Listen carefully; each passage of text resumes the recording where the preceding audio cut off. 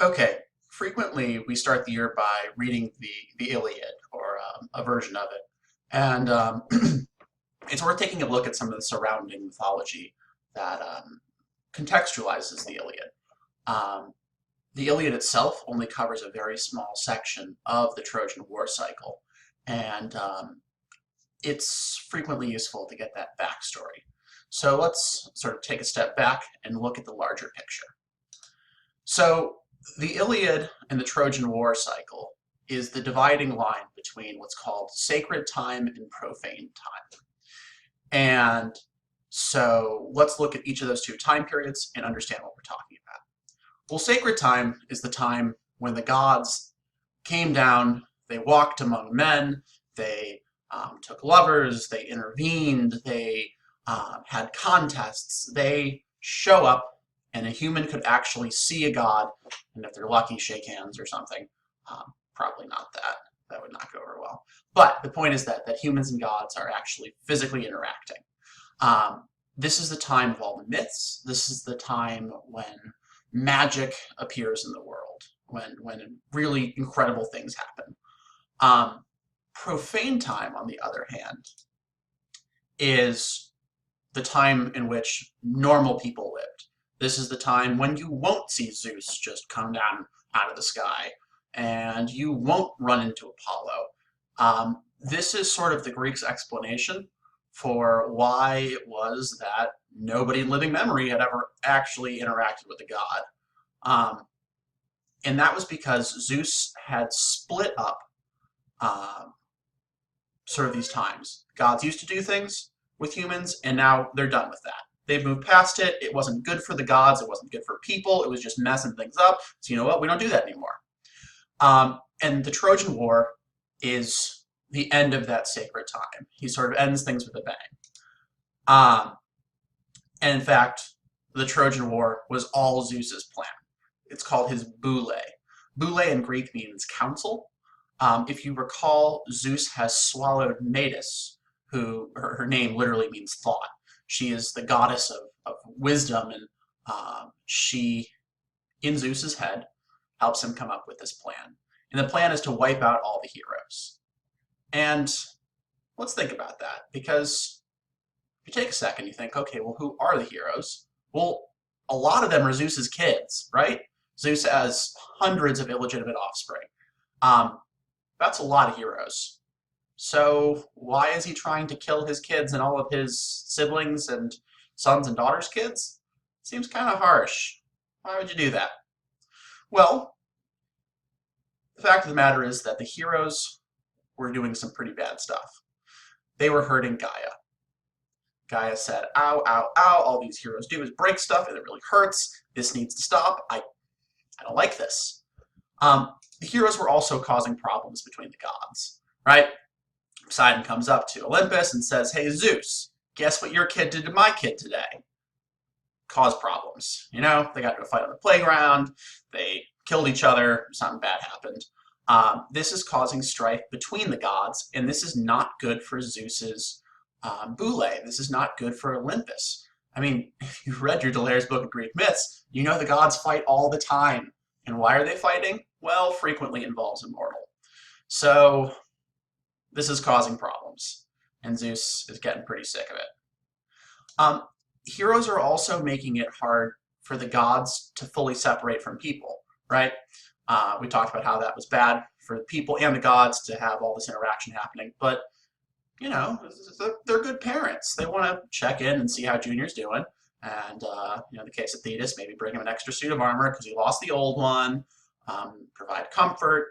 These heroes, these children who are there on Earth, keep pulling the gods down and sort of keeping them in the orbit of mortals.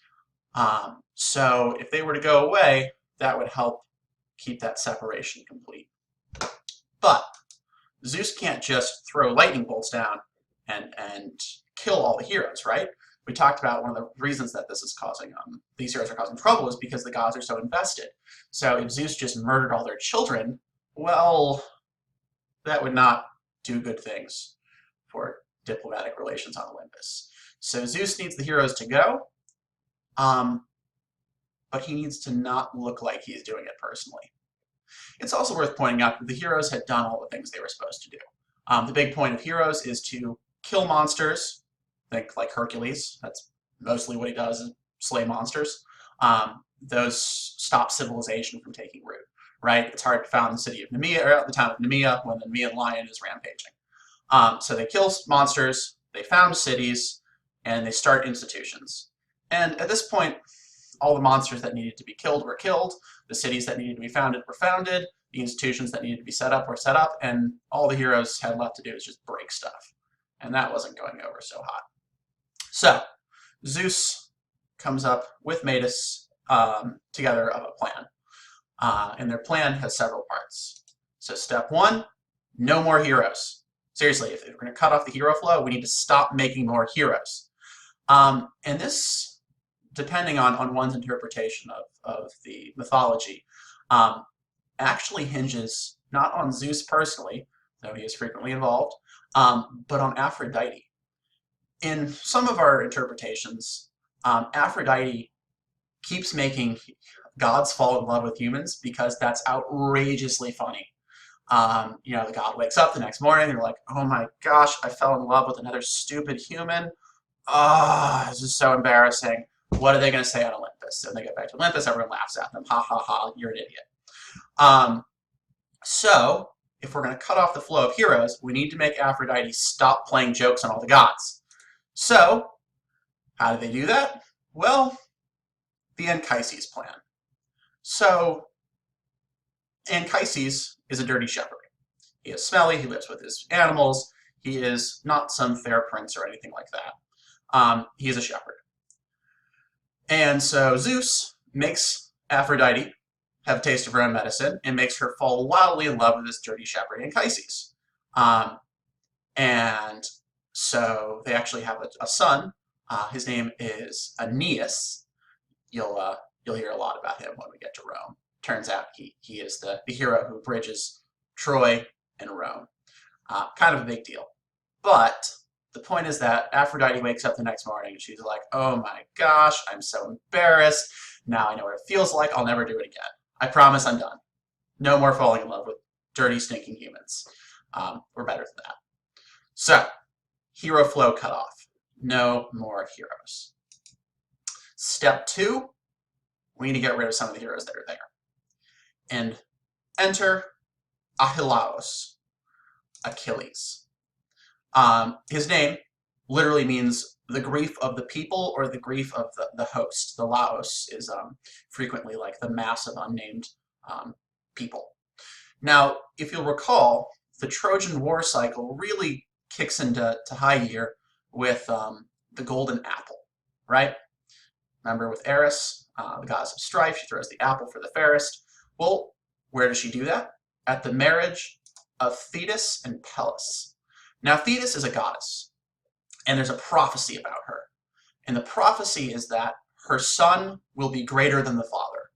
And so this is a problem, because if she married, say, Zeus, well, if the son is greater than the father, that's a huge threat to Zeus's his boule and his political setup.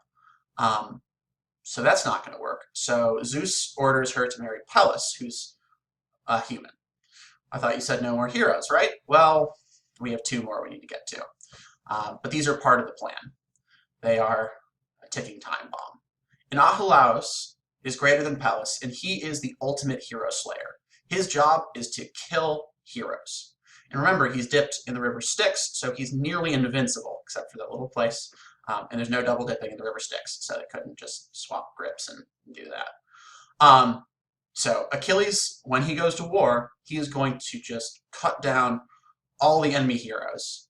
But that would be a problem if Achilles is his one-man army, because the Greeks would just sort of, sit around with popcorn and watch the events take place. So Achilles needs to be on the sideline for, say, like 9 years.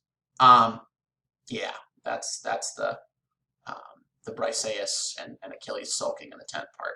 So the Greek heroes can get wiped out, the Trojan heroes can get wiped out, and Zeus can move on with his plan. But Achilles is his ultimate tool, but he needs a place to be deployed. And for that, we need a Trojan War. So Zeus creates the sides. Step one, Helen. Helen is Zeus's daughter, if you'll recall. And Zeus's daughter is used to bind all the Greeks together. They all swear that they will defend Helen's marriage no matter who she chooses. And that's sort of the price to get into the biggest, well, mythological version of the Bachelorette. Um, and so all of these big famous Greek heroes, they're madly in love with marrying Helen. So they all swear, and now they're bound to be on the Greek side. Step two is to bring the Trojan allies together, right? They have to have an equally sized force to fight. And so once you get that together, we now have the two sides that need to fight. Well, step four, cause the war. And this is where Eris is casually not invited to the wedding. So she shows up with a golden apple because she's very angry. And Zeus is told, oh, Lord of Olympus, you choose who's the fairest. And Zeus says, oh, no. Absolutely, I'm not getting involved in this. I want no part of this. This is not my deal. Remember, he can't be seen being the instigator. He has to be very backseat with this plan. So he chucks it to Troy. Well, who's going to pick it up at Troy? Paris. This is all part of Zeus's plan. So, Zeus has brought his sides together. We have our cause for war. We have our heroes to wipe out the other heroes. And remember, it's fated, it's prophesized that if Achilles goes, he won't come home. So he'll remove himself from the picture. And we really have Zeus's plan fully fleshed out as we move into the Trojan War.